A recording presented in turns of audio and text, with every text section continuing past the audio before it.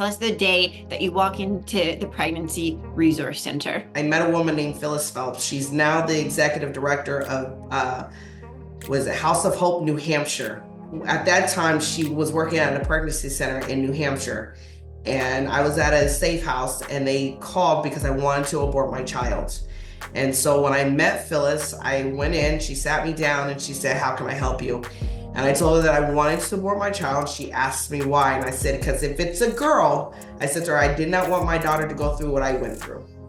I said, but if it's a boy, I said, I'll consider being the mother of the child. And so she said, well, let's just take a look and see how the baby's doing. And so we did the ultrasound, and that's when I heard the heartbeat of my child. Wow. And I said, okay, now what? I said, I'm homeless, I have $1.38 to my name, and I'm pregnant. How are you going to help me? And that's when Phyllis said, I can't help you, but I know a man named Jesus. For God so loved the world that he gave his only begotten son, whoever believeth in him will not perish but have everlasting life. And she took my hands at that moment. We were sitting at our desk, I was in a green chair. She took my hands and she said,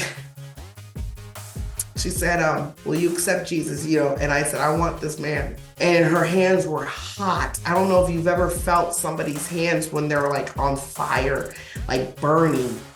And the minute I touched her hands, my whole body lit on fire. Like it was just so hot. It was like oil being poured from the top of my head down.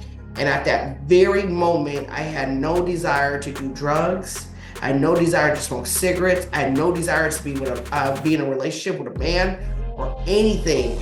And at that moment, I accepted Christ in my life, and that was over 10 years ago. And I've been walking with Jesus ever since. And I can tell you, it's been coming up on 11 years. I haven't smoked crystal meth. And so she got me into a program, and then I went off to go to Bible college, and I graduated with an associate's degree in biblical theology.